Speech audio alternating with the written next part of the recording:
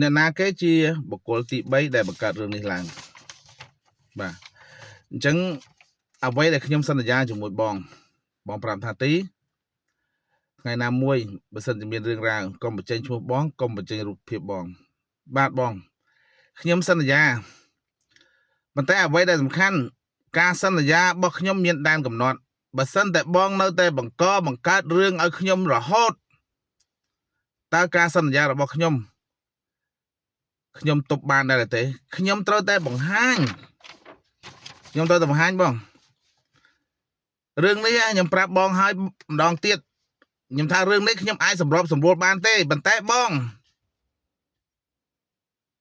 នៅតែបន្តរៀបចំផែនការដដែលដំណាក់កាលនេះគឺខ្ញុំនៅសម្របសម្រួលបងនៅឡើយទេព្រោះខ្ញុំអត់ចង់ឲ្យរឿងវែងឆ្ងាយព្រោះការងារខ្ញុំមានក៏ច្រើនដែរហើយរឿងប៉ុណ្ណេះខ្ញុំគិតថាខ្ញុំដោះស្រាយបានទេប៉ុន្តែបងជាអ្នកលូកដៃរៀបចំផែនការតែម្ដងអញ្ចឹងបងប្អូនទាំងអស់គ្នាចំណុចដែលគេទៅរករឿងខ្ញុំដល់ផ្ទះនេះបាទខ្ញុំអត់មានសិទ្ធិប្តឹងមូលហេតុអីបើខ្ញុំអត់មានសិទ្ធិប្តឹងទៅវិញគេមករករឿងដល់ផ្ទះហើយរឿងនេះមិនមែនតែកើតឡើងទេបងប្អូនកើតមកយូរហើយដំបងឡើយខ្ញុំចង់សម្របសម្រួលជាមួយគាត់ណាស់ខ្ញុំខាតបងខាតចោះតែខ្ញុំចង់ឲ្យអ្នកបដាយខ្ញុំបានសុខខ្ញុំចង់ឲ្យក្រុមគ្រួសារខ្ញុំបានសុខព្រោះលុយកាក់យ៉ាងអាចរកបានទេណាអ្វីដែលខ្ញុំសន្យាឲ្យគាត់នេះគឺខ្ញុំមិនចង់ឲ្យគាត់រករឿងអ្នកម្ដាយខ្ញុំនៅផ្ទះដែលម្ដាយខ្ញុំកំពុងតែឈឺអាយុកាន់តែច្រើនជីវិតនេះគឺខ្ញុំសម្លាញ់អ្នកម្ដាយខ្ញុំជាងគេបើអ្នកណាហ៊ានតែរករឿងម្ដាយខ្ញុំមកខ្ញុំអត់ទុកទេខ្ញុំព្យាយាមអត់មករាប់ខែហើយណារឿងដែលគាត់ដាក់ឲ្យខ្ញុំគឺបោកប្រាស់ខ្ញុំទាំងអស់ខ្ញុំមានផោះតាំងខ្ញុំមានសាក្សីគ្រប់ទាំងអស់ណាហើយជូនទី3ដែលបង្កើតរឿងនៅខ្ញុំហ្នឹងគឺប្រាប់ខ្ញុំទៀតចុងក្រោយគាត់ដើរចោលកដាលទីឲ្យខ្ញុំដើរម្នាក់ឯងរហូតដល់ខ្ញុំអស់លុយអាលីងធ្វើស៊ីខ្ញុំបង្កើតរៀបចំផែនការទៅខាងផ្លូវផ្សេងខ្ញុំអត់ដឹងទេណាបងខ្ញុំអត់ដឹងថាបងឬពិតឬយ៉ាងណាទេប៉ុន្តែការងារនេះខ្ញុំត្រូវតែស៊ើបឲ្យដល់ទីបញ្ចប់វាមិនដែលអាណាមករករឿងគេដល់ផ្ទះហើយយើងរៀបចំទៅប្តឹងអនុដល់ប៉ុស្តិ៍មុនបាត់ទៅដល់ប៉ុស្តិ៍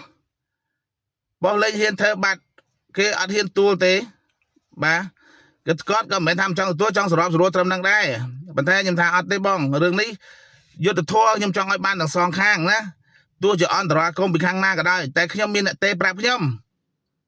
មានគេទេប្រាប់ខ្ញុំថាទីមានបងម្នាក់ខ្ញុំអត់បញ្ចេញឈ្មោះទេស្នងការរងហើយបុគ្គលម្នាក់នោះគឺជាដៃគូរបស់ជនទី3ហ្នឹងតែម្ដងខ្ញុំស្គាល់ច្បាស់ណាបាទខ្ញុំស្គាល់ច្បាស់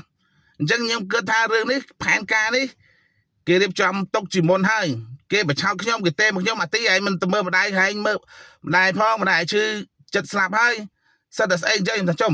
បងដឹងរឿងមកពីណាខ្ញុំអត់បានប្រាប់គាត់ដឹងហេតុអីបានគាត់ដឹងថារឿងម្ដាយខ្ញុំឈឺគ្រាន់តែខ្ញុំទៅរកម្ដាយខ្ញុំទៅទាំងយប់ម៉ោង10បាន10ម៉ោង1ជាងបានដល់ម្ដាយខ្ញុំឈឺមែនណាគាត់ដេកស្រែកដេកធ្ងររហូតដល់ខ្ញុំផុសខ្ញុំមើលទៅខ្ញុំលេងទ្រាំលេងបានហើយបកគលប្រភេទនេះដែលខ្ញុំព្យាយាមបិទបាំងគឺថាដើរជាមួយគ្នាមិនចង់ឲ្យមានទំនាស់ហើយអ្នកចិត្តខាងប៉ុន្តែគេនៅតែបង្ករឿងអត់ចេះឈប់អត់ចេះឈោសំបីតែពាក្យបណ្ដឹងខ្ញុំនេះរាប់ខែក៏អត់ដោះស្រាយខ្ញុំផងណាហើយខ្ញុំបាននិយាយហើយអ្វីដែលខ្ញុំធ្វើខុសខ្ញុំទទួលខុសត្រូវគ្រប់បែបយ៉ាងរឿងអីក៏ខ្ញុំទទួលដែរប៉ុន្តែបើខ្ញុំមិនខុសដាច់ខាតខ្ញុំទទួលណារឿងបណ្ដឹងទៅដល់អធិការស្រុកកកោរឿងអីមិនទទួលពាក្យបណ្ដឹងខ្ញុំតែខ្ញុំមានវិធីផ្សេងបើអ្នកមិនទទួលខ្ញុំបើខាងនោះមិនទទួលខ្ញុំរកវិធីផ្សេងទៀតបើទៅតុលាការមិនទទួលទៀតខ្ញុំទៅទៀតដល់ទីបញ្ចប់រឿងវាយក្មេងមួយរឿងធ្វើវៃមួយរឿងចូលផ្ទះគេគ្មានការអនុញ្ញាតមួយវាអាម្នាក់អាណារៀបផែនការ3នាក់នៅតែជ័យជាមួយខ្ញុំអាម្នាក់ទៀតលួចចូលក្នុងផ្ទះអញ្ចឹងមានឯងរៀបចំផែនការក្បត់បាត់ហើយគាត់ថាយើងរៀបចំចេញទៅប៉ុស្តិ៍ប្តឹងអានោះទៅប្តឹងមុនបានយូរវាទៅជាយើងជនរងគ្រោះអាជនរងគ្រោះត្រូវជាជនល្មើសអាជនល្មើសខ្លាចជាជនរងគ្រោះណាបងខ្ញុំមិនថាអីទេហើយខ្ញុំក៏មិនដឹងថាបងធ្វើនឹងចង់បានអីដែរប៉ុន្តែអ្វីដែលសំខាន់ខ្ញុំត្រូវតែស៊ើបរឿងនេះឲ្យដល់ទីបញ្ចប់ណាព្រោះខ្ញុំថាមិនចង់វែងឆ្ងាយទេមនុស្សដូចខ្ញុំបងបើសិនជាខ្ញុំជាមនុស្សកលិចកលុចខ្ញុំមិនទទួលស្គាល់រឿងហ្នឹងទេ ណាបងខ្ញុំបញ្ជាក់ជូនបងប៉ុណ្ណឹងរឿងបកគលនេះគឺមានជនទី3នៅពីក្រោយខ្នងខ្ញុំយល់ច្បាស់ណាស់មិនប្រាប់ខ្ញុំក៏ខ្ញុំដឹងដែរហើយក៏មានអ្នកខ្សឹបខ្ញុំទៀតប្រយ័ត្នគ្រោះថ្នាក់ទីប្រយ័ត្នបកគលមនុស្សម្នាក់ហ្នឹងតែខ្ញុំអត់ជឿខ្ញុំចង់ដឹងរហូតដល់ទីបញ្ចប់បាទខ្ញុំដឹងច្បាស់នឹងភ្នែកជឿជាក់ដល់ខ្លួនឯងបាទអញ្ចឹងរឿងមួយនេះខ្ញុំចង់បញ្ជាក់បងនេះការសន្យារបស់ខ្ញុំមានព្រំដែនបងបើសិនតែបងនៅតែបង្កើតរឿងឲ្យខ្ញុំទៀតខ្ញុំនឹងបញ្ចេញទាំងឈ្មោះទាំងរូបបងទាំងអស់តែម្ដងបាទរឿងនេះបើមិនដោយសារបងខ្ញុំក៏មិនអស់លុយអស់កាក់ម្ដាយខ្ញុំក៏មិនអស់មាសពីកហាខ្ញុំក៏មិនអស់លុយដែលធ្វើផ្ទះត្រៀមធ្វើផ្ទះឲ្យអ្នកម្ដាយខ្ញុំដែរបាទលុយតែរងថ្ងៃម្ដាយខ្ញុំនៅផ្ទះខ្ទមទេខ្ញុំសន្យារាប់ឆ្នាំហើយត្រឹមសំលុយដើម្បីធ្វើឲ្យទេអ្នកម្ដាយខ្ញុំហើយបកគលមួយចំនួនដើរតាមខ្ញុំគាត់ដឹងចរិតខ្ញុំច្បាស់គឺត្រង់ខ្ញុំស្រឡាញ់គោរពម្ដាយខ្ញុំជាងគេបកគលដែលពឹងពាក់ខ្ញុំគឺលួងលោមម្ដាយខ្ញុំថាមិនចង់លូកដៃទេតែម្ដាយបងឲ្យជួយគាត់ទៅដោយសារគេយល់គេនប់ចិត្ត 5000 10000ឲ្យនេះឲ្យនោះហើយម៉ែក៏គាត់ចិត្តទុនរឿងនេះកុំឲ្យមានបកគលទី3ជំរុញម្ដាយខ្ញុំអង្វរក៏ខ្ញុំអត់ប៉ះដាច់ខាតតែហ្មងខ្ញុំសុខឲ្យលុយឲ្យដើរចេញអត់ឈឺក្បាលអត់មានបញ្ហានេះជាមូលហេតុអញ្ចឹងបកគលនេះខ្ញុំបានតតការឲ្យខ្ញុំទទួលស្គាល់ការពិតណា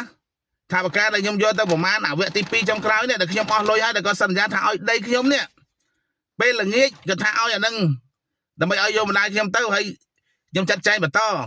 ដល់ពេលស្អែកព្រឹកឡើងគាត់លក់បាត់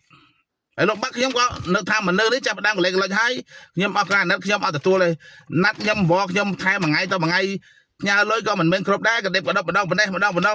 ខ្ញុំក៏ចាញ់លុយខ្លួនឯងដែរចំណាយនេះប៉ុន្តែអ្វីដែលការចំណាយខ្ញុំពីមុនអស់រាប់ពាន់រាប់ម៉ឺនដុល្លារគាត់អត់គិតទេអាគ្រាន់តែក្រោយទៅអាតូនេះណាអាដើមមិនដឹងនៅឯណាមេតាវីតាក់តងទៅក៏តាក់តងបញ្ចូលតរោធ្វើការនៅនេះធ្វើការនៅនោះដើររោនឹងវិញគាត់នោះក៏តរោរឿងតែម្ដាយខ្ញុំហើយម្ដាយខ្ញុំក៏ជឿខ្ញុំថាបងបានហើយបើសិនជានៅបងនៅតរោរឿងម្ដាយខ្ញុំឈប់ខ្ញុំអត់សុំលោកដៃទៅទេណាហើយខ្ញុំសុំបងឯងកុំឲ្យរោរឿងម្ដាយខ្ញុំសុំឲ្យវិញបងអស់ប្រហែលខ្ញុំជួសចាយប៉ុន្តែខ្ញុំក៏អស់ច្រើនដែរបងគិតឲ្យខ្ញុំផងបើបងអត់បានដីឲ្យខ្ញុំទេបងគុនគូទៅតាមនឹងទៅយើងដោះស្រាយគ្នាមានណាមករោរឿងមួយថ្ងៃទៅមួយថ្ងៃម្ដាយខ្ញុំក៏រោរឿងនេះទៅជេរប្អូនគ្នាលក់ដូរក៏រោរឿងហើយពួកគាត់អត់ដឹងរឿងអីសោះគាត់មានតែចំណាយអស់ពីខ្លួនឯងលុយដែលគាត់ខំដែលខ្ញុំខំសំឲ្យគាត់ទៅទៀតក៏អស់ម្ដាយក្មេកខ្ញុំក៏អស់លុយមិនចេះតិចដែរម្ដាយក្មេកខ្ញុំខ្ចី 2000 ទៀតគាត់ថារឿងនេះឯងខ្ញុំខ្វះលុយទៅខ្ចីម្ដាយក្មេកខ្ញុំអស់ 2000 ទៀត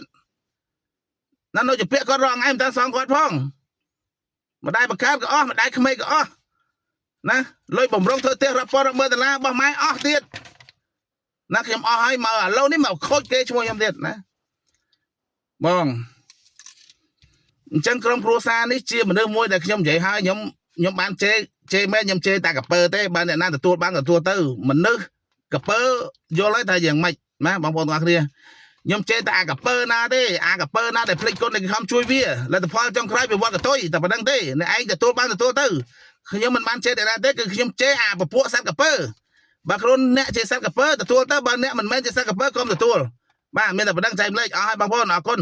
ជម្រាបលារឿងនេះខ្ញុំនឹងបាននិយាយជាមួយស្នងការហើយសំទោសបាននិយាយជាមួយអធិការហើយខ្ញុំទទួលស្គាល់ការពិតប៉ុន្តែពាក្យបណ្ដឹងខ្ញុំដែលគាត់មករករឿងខ្ញុំបរិហាគេខ្ញុំរឿងក៏មកវាយក្មួយខ្ញុំដល់ផ្ទះឬមកធ្វើអីក្មួយខ្ញុំនេះខ្ញុំនៅតែបន្តដឹងរយយុទ្ធធម៌ឲ្យពួកគាត់បាទអញ្ចឹងខ្ញុំចែកម្លែកតែប៉ុណ្្នឹងបងប្អូនដើម្បីជាការពារទាំងអស់គ្នាហើយបងប្អូនចាំតាមដានទាំងអស់គ្នាហើយមើលឃ្លីបវីដេអូដែលខ្ញុំព្យាយាមផុសកន្លងមកដែលខ្ញុំព្យាយាមធ្វើចោះតែខ្ញុំចំណាយលុយអស់ពិតមែនអត់តែខ្ញុំធ្វើមែនអត់លទ្ធផលចុងក្រោយខ្ញុំបានអីបានតែស្អុយឈ្មោះអស់លុយអស់កាក់ទាំងម្ដាយក្មេកទាំងម្ដាយបង្កើតបាទអរគុណជម្រាបលា